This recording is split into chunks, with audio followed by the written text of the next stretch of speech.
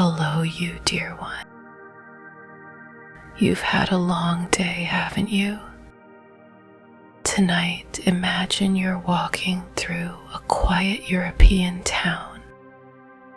Cobblestone streets glistening after a soft rain. Warm light spilling from small windows. And somewhere in the distance, a clock gently chimes, as if the night itself is telling you you can finally let go now.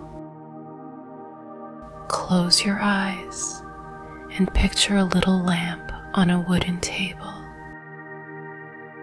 A book opening slowly, pages breathing like wings. This is the world of Andersen, where even the smallest things have feelings, where a match can hold a whole universe, where a tin soldier can love with a heart that never trembles, where a swan can be born from loneliness. Each story tonight is like a blanket, soft, old, and kind, not loud, not rushed, just steady, gentle, and relaxed. If you only want one short story to lull you to sleep, stay right here. I'll tell it very slowly. But if you'd like to drift deeper, with longer, fuller tales, to carry you all the way through the night, turn on the full Andersen Fairytales playlist now. The town will stay quiet, the lamplight will keep glowing, and the stories will keep walking beside you until you disappear into sleep. Now, take a slow breath in and listen to our Andersen fairy tale for tonight. The Wild Swans. Far away in the land to which the swallows fly when it is winter, dwelt a king who had 11 sons and 1 daughter named Eliza.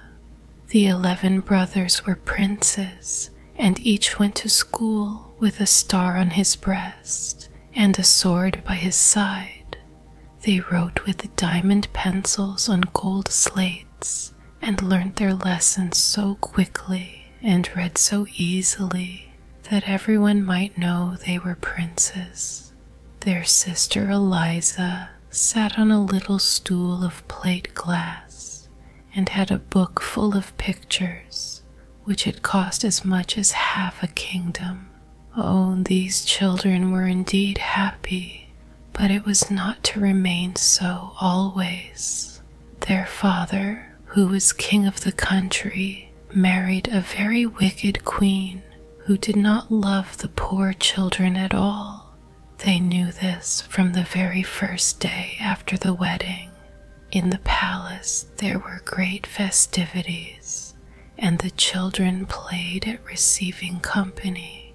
But instead of having, as usual, all the cakes and apples that were left, she gave them some sand in a teacup and told them to pretend it was cake. The week after, she sent little Eliza into the country to a peasant and his wife. And then she told the king so many untrue things about the young princes that he gave himself no more trouble respecting them. "Go out into the world and get your own living," said the queen.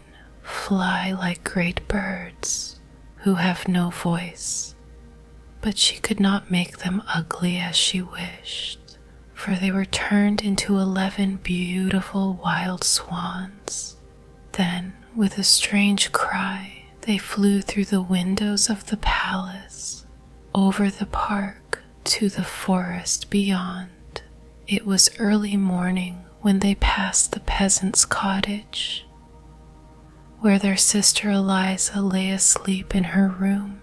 They hovered over the roof, twisted their long necks, and flapped their wings, but no one heard them or saw them. So they were at last obliged to fly away, high up in the clouds, and over the wide world They flew till they came to a thick, dark wood which stretched far away to the seashore. Poor little Eliza was alone in her room, playing with a green leaf, for she had no other playthings, and she pierced a hole through the leaf and looked through it at the sun, and it was as if she saw her brother's clear eyes. And when the warm sun shone on her cheeks, she thought of all the kisses they had given her. One day passed just like another. Sometimes the winds rustled through the leaves of the rose bush and would whisper to the roses, "Who can be more beautiful than you?" But the roses would shake their heads and say, "Eliza is." And when the old woman sat at the cottage door on Sunday and read her hymn book, the wind would flutter the leaves and say to the book, "Who can be more pious than you?" And then the hymn book would answer, "Eliza." And the roses and the hymn book told the real truth. At 15, she returned home, but when the queen saw how beautiful she was, she became full of spite and hatred towards her. Willingly would she have turned her into a swan like her brothers, but she did not dare to do so yet, because the king wished to see his daughter. Early one morning, the queen went into the bathroom. It was built of marble and had soft cushions, trimmed with the most beautiful tapestry. She took 3 toads with her and kissed them and said to one, "When Eliza comes to the bath, seat yourself upon her head, that she may become as stupid as you are." Then she said to another, "Place yourself on her forehead, that she may become as ugly as you are, and that her father may not know her.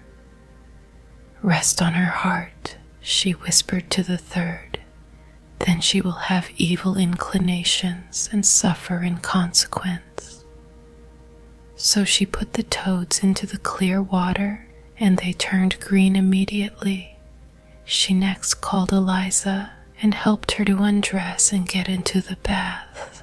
As Eliza dipped her head under the water, one of the toads sat on her hair, a second on her forehead, and a third on her breast, but she did not seem to notice them, and when she rose out of the water, there were 3 red poppies floating upon it. Had not the creatures been venomous or been kissed by the witch, they would have been changed into red roses. At all events, they became flowers, because they had rested on Eliza's head and on her heart. She was too good and too innocent for witchcraft to have any power over her.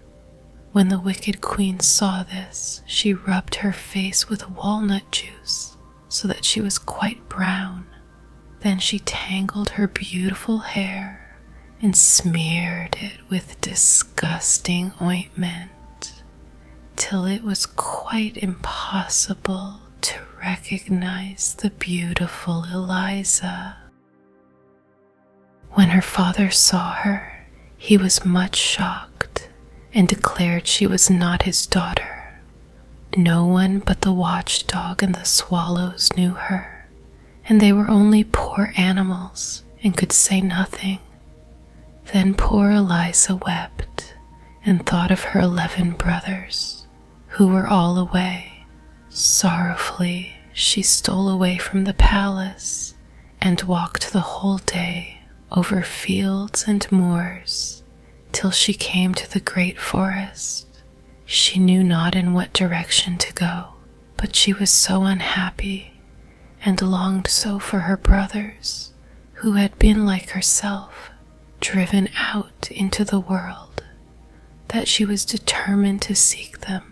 She had been but a short time in the wood when night came on, and she quite lost the path, So she laid herself down on the soft moss, offered up her evening prayer, and leaned her head against the stump of a tree.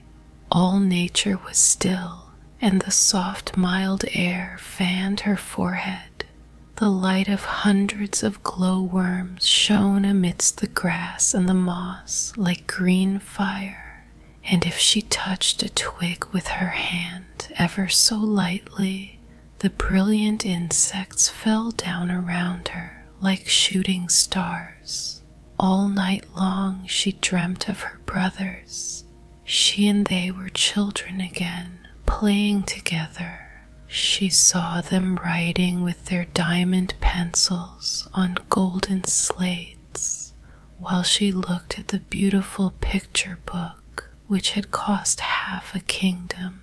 They were not writing lines and letters as they used to do, but descriptions of the noble deeds they had performed and of all they had discovered and seen. In the picture book, too, everything was living. The birds sang, and the people came out of the book and spoke to Eliza and her brothers. But as the leaves turned over, they darted back again to their places, that all might be in order. When she awoke, the sun was high in the heavens, yet she could not see him, for the lofty trees spread their branches thickly over her head, but his beams were glancing through the leaves here and there like a golden mist. There was a sweet fragrance from the fresh green verdure, and the birds almost perched upon her shoulders.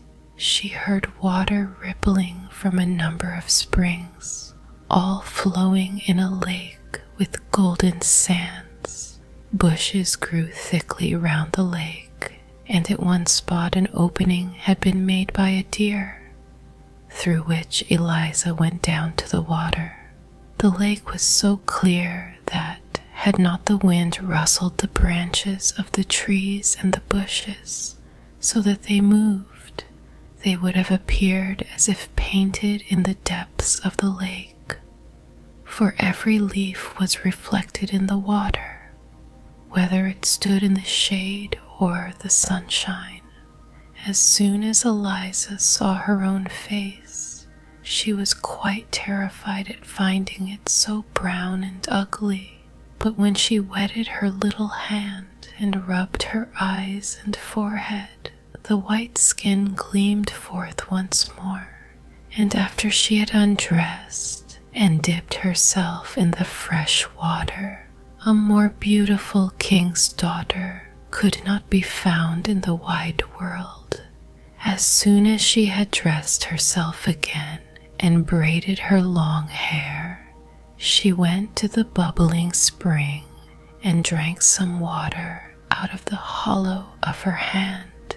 Then she wandered far into the forest, not knowing whither she went. She thought of her brothers and felt sure that God would not forsake her. It is God who makes the wild apples grow in the wood to satisfy the hungry. And he now led her to one of these trees, which was so loaded with fruit that the boughs bent beneath the weight. Here she held her noonday repast, placed props under the boughs, and then went into the gloomiest depths of the forest. It was so still that she could hear the sound of her own footsteps, as well as the rustling of every withered leaf which she crushed under her feet. Not a bird was to be seen, not a sunbeam could penetrate through the large, dark boughs of the trees. Their lofty trunks stood so close together that, when she looked before her, it seemed as if she were enclosed within trellis work. Such solitude she had never known before. The night was very dark. Not a single glowworm glittered in the moss. Sorrowfully, she laid herself down to sleep, and after a while, it seemed to her as if the branches of the trees parted over her head, and that the mild eyes of angels looked down upon her from heaven. When she awoke in the morning, she knew not whether she had dreamt this, or if it had really been so. Then she continued her wandering, but she had not gone many steps forward when she met an old woman with berries in her basket, and she gave her a few to eat. Then Eliza asked her if she had not seen 11 princes riding through the forest. "No," replied the old woman, "but I saw yesterday 11 swans with gold crowns on their heads swimming on the river close by." Then she led Eliza a little distance farther to a sloping bank, and at the foot of it wound a little river. The trees on its banks stretched their long leafy branches across the water towards each other, and where the growth prevented them from meeting naturally, the roots had torn themselves away from the ground, so that the branches might mingle their foliage as they hung over the water. Eliza bade the old woman farewell and walked by the flowing river till she reached the shore of the open sea, and there, before the young maiden's eyes, lay the glorious ocean, but not a sail appeared on its surface. Not even a boat could be seen. How was she to go farther? She noticed how the countless pebbles on the seashore had been smoothed and rounded by the action of the water. Glass, iron, stones, everything that lay there mingled together, had taken its shape from the same power and felt as smooth or even smoother than her own delicate hand. "The water rolls on without weariness," she said, "till all that is hard becomes smooth. So will I be unwearied in my task. Thanks for your lessons, bright rolling waves. My heart tells me you will lead me to my dear brothers." On the foam-covered seaweeds lay 11 white swan feathers, which she gathered up and placed together. Drops of water lay upon them. Whether they were dewdrops or tears, no one could say. Lonely as it was on the seashore, she did not observe it, for the ever-moving sea showed more changes in a few hours than the most varying lake could produce during a whole year. If a black, heavy cloud arose, it was as if the sea said, "I can look dark and angry too." And then the wind blew, and the waves turned to white foam as they rolled. When the wind slept, and the clouds glowed with the red sunlight, then the sea looked like a rose leaf. But however quietly its white glassy surface rested, there was still a motion on the shore, as its waves rose and fell, like the breast of a sleeping child. When the sun was about to set, Eliza saw 11 white swans, with golden crowns on their heads, flying towards the land, one behind the other like a long white ribbon. Then Eliza went down the slope from the shore and hid herself behind the bushes. The swans alighted quite close to her and flapped their great white wings. As soon as the sun had disappeared under the water, the feathers of the swans fell off, and 11 beautiful princes, Eliza's brothers, stood near her. She uttered a loud cry, for although they were very much changed, she knew them immediately. She sprang into their arms and called them each by name. Then how happy the princes were at meeting their little sister again, for they recognized her, although she had grown so tall and beautiful. They laughed and they wept, and very soon understood how wickedly their mother had acted to them all. "We brothers," said the eldest, "fly about as wild swans, so long as the sun is in the sky, but as soon as it sinks behind the hills, we recover our human shape. Therefore must we always be near a resting place for our feet before sunset.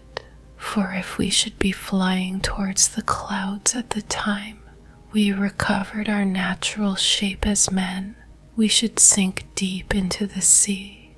We do not dwell here, but in a land just as fair that lies beyond the ocean, which we have to cross for a long distance.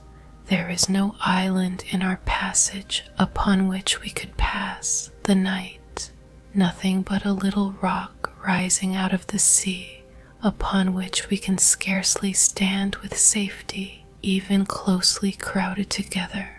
If the sea is rough, the foam dashes over us, yet we thank God even for this rock.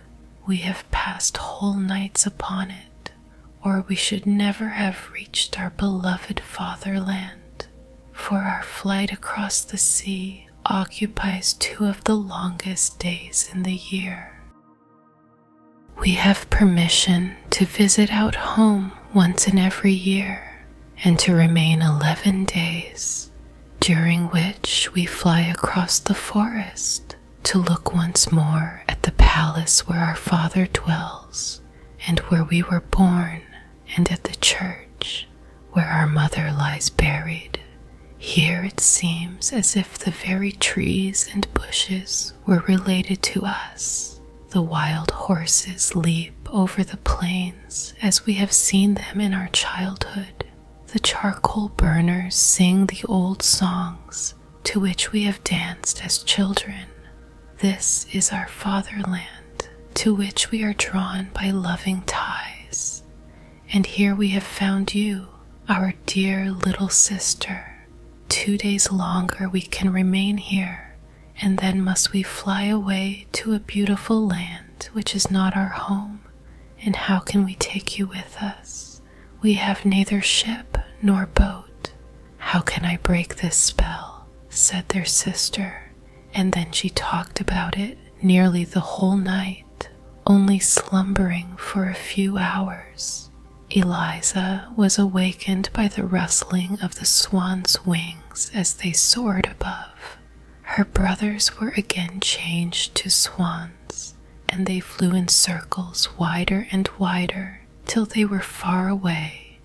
But one of them, the youngest swan, remained behind and laid his head in his sister's lap while she stroked his wings, and they remained together the whole day. Towards evening the rest came back, and as the sun went down they resumed their natural forms. "Tomorrow," said one, "we shall fly away, not to return again till a whole year has passed. But we cannot leave you here. Have you courage to go with us? My arm is strong enough to carry you through the wood. And will not all our wings be strong enough to fly with you over the sea?" "Yes, take me with you," said Eliza. Then they spent the whole night in weaving a net with the pliant willow and rushes. It was very large and strong. Eliza laid herself down on the net, and when the sun rose and her brothers again became wild swans, they took up the net with their beaks and flew up to the clouds with their dear sister who still slept.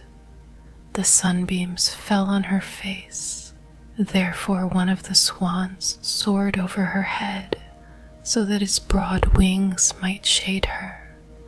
They were far from the land when Eliza woke. She thought she must still be dreaming. It seemed so strange to her to feel herself being carried so high in the air over the sea. By her side lay a branch full of beautiful ripe berries and a bundle of sweet roots. the youngest of her brothers, had gathered them for her and placed them by her side. She smiled her thanks to him. She knew it was the same who had hovered over her to shade her with his wings. They were now so high that a large ship beneath them looked like a white seagull skimming the waves.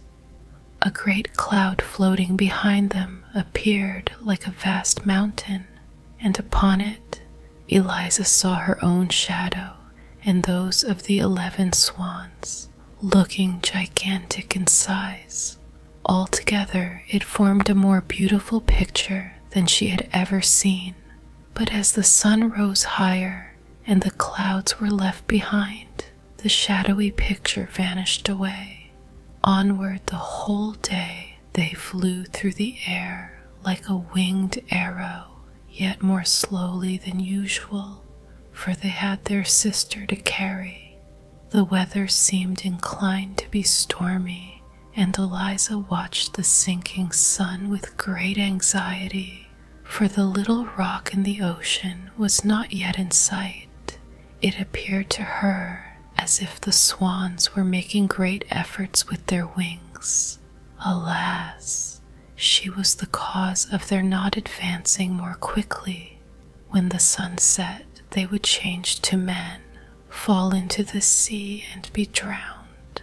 Then she offered a prayer from her inmost heart, but still no appearance of the rock. Dark clouds came nearer. The gusts of wind told of a coming storm, while from a thick, heavy mass of clouds, the lightning burst forth, flash after flash.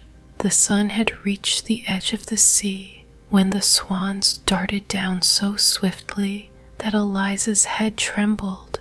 She believed they were falling, but they again soared onward. Presently, she caught sight of the rock just below them, and by this time the sun was half hidden by the waves. The rock did not appear larger than a seal's head thrust out of the water. They sunk so rapidly that at the moment their feet touched the rock, it shone only like a star and at last disappeared, like the last spark in a piece of burnt paper. Then she saw her brothers standing closely round her, with their arms linked together. There was but just room enough for them, and not the smallest space to spare. The sea dashed against the rock and covered them with spray. The heavens were lighted up with continual flashes, and peal after peal of thunder rolled. But the sister and brothers sat holding each other's hands and singing hymns, from which they gained hope and courage. In the early dawn, the air became calm and still, and at sunrise the swans flew away from the rock with Eliza. The sea was still rough, and from their high position in the air, the white foam on the dark green waves looked like millions of swans swimming on the water. As the sun rose higher, Eliza saw before her, floating on the air, a range of mountains with shining masses of ice on their summits. In the center rose a castle apparently a mile long, with rows of columns rising one above another, while around it palm trees waved and flowers bloomed as large as mill wheels. She asked if this was the land to which they were hastening. The swans shook their heads, for what she beheld were the beautiful, ever-changing cloud palaces of the Fata Morgana, into which no mortal can enter.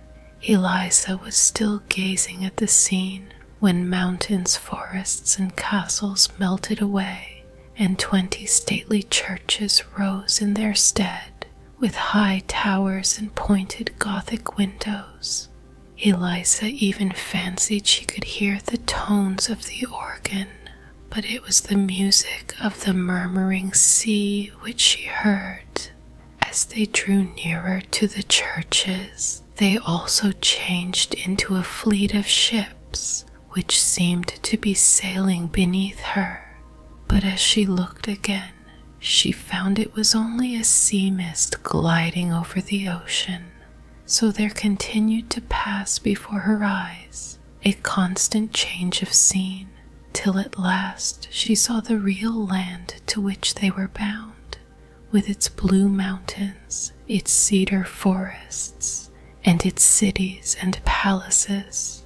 Long before the sun went down, she sat on a rock in front of a large cave, on the floor of which the overgrown yet delicate green creeping plants looked like an embroidered carpet.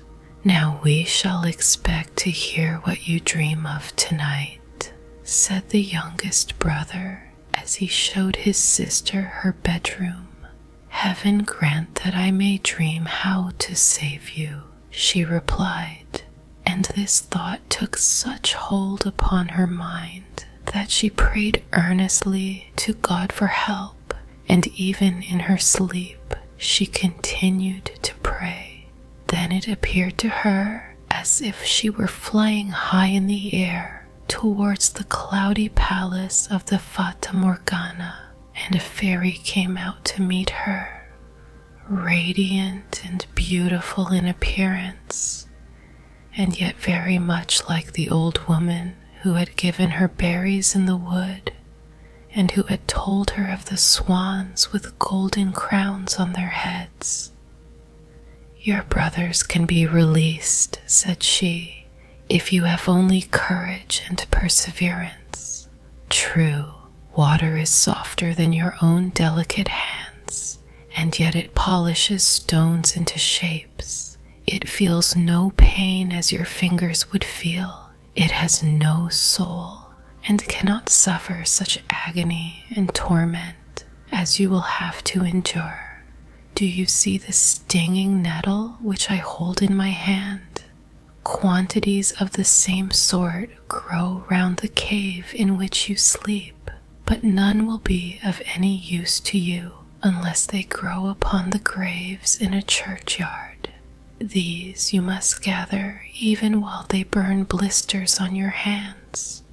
Break them to pieces with your hands and feet, and they will become flax, from which you must spin and weave 11 coats with long sleeves. If these are then thrown over the 11 swans, the spell will be broken. But remember that from the moment you commence your task until it is finished, even should it occupy years of your life, you must not speak. The first word you utter will pierce through the hearts of your brothers like a deadly dagger. Their lives hang upon your tongue. Remember all I have told you." And as she finished speaking, she touched her hand lightly with the nettle, and a pain as of burning fire awoke Eliza. It was broad daylight, and close by, where she had been sleeping, lay a nettle like the one she had seen in her dream. She fell on her knees and offered her thanks to God. Then she went forth from the cave to begin her work with her delicate hands. She groped in amongst the ugly nettles, which burnt great blisters on her hands and arms, but she determined to bear it gladly if she could only release her dear brothers. So she bruised the nettles with her bare feet and spun the flax. At sunset, her brothers returned and were very much frightened when they found her dumb. They believed it to be some new sorcery of their wicked stepmother, but when they saw her hands, they understood what she was doing on their behalf, and the youngest brother wept, and where his tears fell, the pain ceased, and the burning blisters vanished.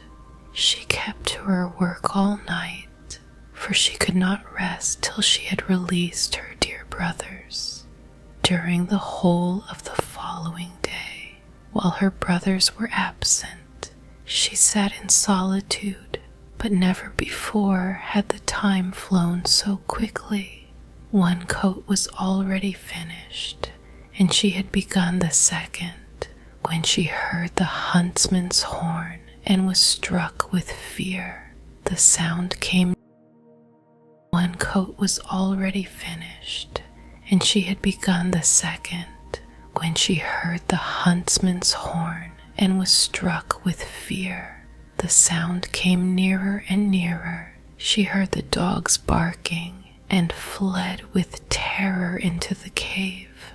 She hastily bound together the nettles she had gathered into a bundle and sat upon them. Immediately, a great dog came bounding towards her out of the ravine, and then another and another. They barked loudly, ran back, and then came again. In a very few minutes, all the huntsmen stood before the cave, and the handsomest of them was the king of the country. He advanced towards her, for he had never seen a more beautiful maiden. "How did you come here, my sweet child?" he asked. But Eliza shook her head. She dared not speak at the cost of her brothers' lives, and she hid her hands under her apron so that the king might not see how she must be suffering. "Come with me," he said. "Here you cannot remain. If you are as good as you are beautiful, I will dress you in silk and velvet. I will place a golden crown upon your head, and you shall dwell and rule and make your home in my richest castle." And then he lifted her on his horse. She wept and wrung her hands. But the king said, "I wish only for your happiness. A time will come when you will thank me for this." And then he galloped away over the mountains, holding her before him on this horse, and the hunters followed behind them. As the sun went down, they approached a fair royal city with churches and cupolas. On arriving at the castle, the king led her into marble halls, where large fountains played, and where the walls and the ceilings were covered with rich paintings. But she had no eyes for all these glorious sights. She could only mourn and weep. Patiently, she allowed the women to array her in royal robes, to weave pearls in her hair, and draw soft gloves over her blistered fingers. As she stood before them in all her rich dress, she looked so dazzlingly beautiful that the court bowed low in her presence. Then the king declared his intention of making her his bride. But the archbishop shook his head and whispered that the fair young maiden was only a witch who had blinded the king's eyes and bewitched his heart. But the king would not listen to this. He ordered the music to sound, the daintiest dishes to be served, and the loveliest maidens to dance. Afterwards, he led her through fragrant gardens and lofty halls, but not a smile appeared on her lips or sparkled in her eyes. She looked the very picture of grief. Then the king opened the door of a little chamber in which she was to sleep. It was adorned with rich green tapestry and resembled the cave in which he had found her. On the floor lay the bundle of flax which she had spun from the nettles, and under the ceiling hung the coat she had made. These things had been brought away from the cave as curiosities by one of the huntsmen. "Here you can dream yourself back again in the old home in the cave," said the king. "Here is the work with which you employed yourself. It will amuse you now in the midst of all this splendor to think of that time. When Eliza saw all these things which lay so near her heart, a smile played around her mouth, and the crimson blood rushed to her cheeks. She thought of her brothers, and their release made her so joyful that she kissed the king's hand. Then he pressed her to his heart. Very soon the joyous church bells announced the marriage feast, and that the beautiful dumb girl out of the wood was to be made the queen of the country. Then the archbishop whispered wicked words in the king's ear, but they did not sink into his heart. The marriage was still to take place, and the archbishop himself had to place the crown on the bride's head. In his wicked spite, he pressed the narrow circlet so tightly on her forehead that it caused her pain, but a heavier weight encircled her heart, sorrow for her brothers. She felt not bodily pain. Her mouth was closed. A single word would cost the lives of her brothers, but she loved the kind, handsome king who did everything to make her happy more and more each day. She loved him with all her heart, and her eyes beamed with the love she dared not speak. Oh, if she had only been able to confide in him and tell him of her grief. But dumb she must remain till her task was finished. Therefore, at night she crept away into her little chamber, which had been decked out to look like the cave, and quickly wove one coat after another. But when she began the seventh, she found she had no more flax. She knew that the nettles she wanted to use grew in the churchyard, and that she must pluck them herself. How should she get out there? Oh, what is the pain in my fingers to the torment which my heart endures? Said she. I must venture. I shall not be denied help from heaven. Then with a trembling heart, as if she were about to perform a wicked deed, she crept into the garden in the broad moonlight, and passed through the narrow walks and the deserted streets, till she reached the churchyard. Then she saw on one of the broad tombstones a group of ghouls. These hideous creatures took off their rags as if they intended to bathe, and then clawing open the fresh graves with their long, skinny fingers, pulled out the dead bodies and ate the flesh. Eliza had to pass close by them, and they fixed their wicked glances upon her. But she prayed silently, gathered the burning nettles, and carried them home with her to the castle. One person only had seen her, and that was the archbishop. He was awake while everybody was asleep. Now he thought his opinion was evidently correct. All was not right with the queen. She was a witch, and had bewitched the king and all the people. Secretly he told the king what he had seen and what he feared, and as the hard words came from his tongue, the carved images of the saints shook their heads as if they would say, "It is not so. Eliza is innocent." But the archbishop interpreted it in another way. He believed that they witnessed against her, and were shaking their heads at her wickedness. 2 large tears rolled down the king's cheeks, and he went home with a doubt in his heart, and at night he pretended to sleep. But there came no real sleep to his eyes, for he saw Eliza get up every night and disappear in her own chamber. From day to day his brow became darker, and Eliza saw it and did not understand the reason, but it alarmed her, and made her heart tremble for her brothers. Her hot tears glittered like pearls on the regal velvet and diamonds, while all who saw her were wishing they could be queens. In the meantime, she had almost finished her task.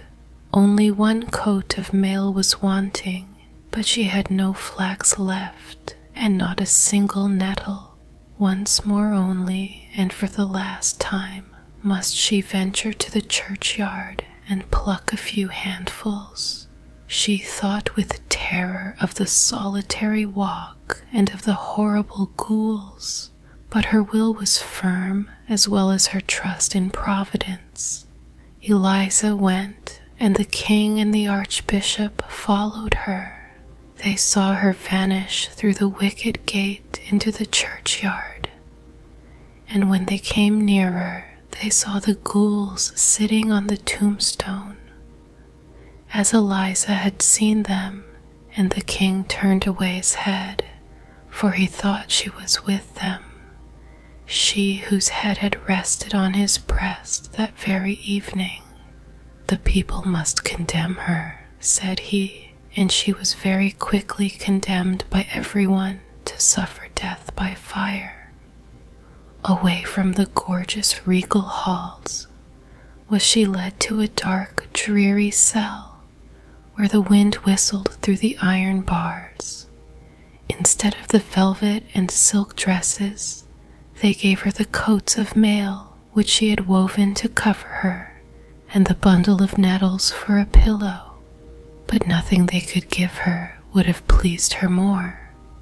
She continued her task with joy and prayed for help, while the street boys sang jeering songs about her, and not a soul comforted her with a kind word. Towards evening, she heard at the grating the flutter of a swan's wing. It was her youngest brother. He had found his sister, and she sobbed for joy, although she knew that very likely this would be the last night she would have to live. But still she could hope, for her task was almost finished, and her brothers were come. Then the archbishop arrived to be with her during her last hours, as he had promised the king, but she shook her head and begged him, by looks and gestures, not to stay. For in this night she knew she must finish her task, otherwise all her pain and tears and sleepless nights would have been suffered in vain. The archbishop withdrew, uttering bitter words against her. But poor Eliza knew that she was innocent and diligently continued her work. The little mice ran about the floor. They dragged the nettles to her feet to help as well as they could, and the thrush sat outside the grating of the window and sang to her the whole night long as sweetly as possible to keep up her spirits. It was still twilight and at least an hour before sunrise when the 11 brothers stood at the castle gate and demanded to be brought before the king. They were told it could not be. It was yet almost night, and as the king slept, they dared not disturb him. They threatened, they entreated. Then the guard appeared, and even the king himself, inquiring what all the noise meant. At this moment the sun rose. The 11 brothers were seen no more, but 11 wild swans flew away over the castle, and now all the people came streaming forth from the gates of the city to see the witch burnt. An old horse drew the cart on which she sat. They had dressed her in a garment of coarse sackcloth. Her lovely hair hung loose on her shoulders. Her cheeks were deadly pale. Her lips moved silently, while her fingers still worked at the green flax. Even on the way to death, she would not give up her task. The 10 coats of mail lay at her feet. She was working hard at the 11th, while the mob cheered her and said, "See the witch, how she mutters. She has no hymn book in her hand. She sits there with her ugly sorcery. Let us tear it in 1,000 pieces." And then they pressed towards her and would have destroyed the coats of mail. But at the same moment, 11 wild swans flew over her and alighted on the cart. Then they flapped their large wings, and the crowd drew on one side in alarm. "It is a sign from heaven that she is innocent," whispered many of them. But they ventured not to say it aloud. As the executioner seized her by the hand to lift her out of the cart, she hastily threw the 11 coats of mail over the swans, and they immediately became 11 handsome princes. But the youngest had a swan's wing instead of an arm, for she had not been able to finish the last sleeve of the coat. "Now I may speak," she exclaimed. "I am innocent."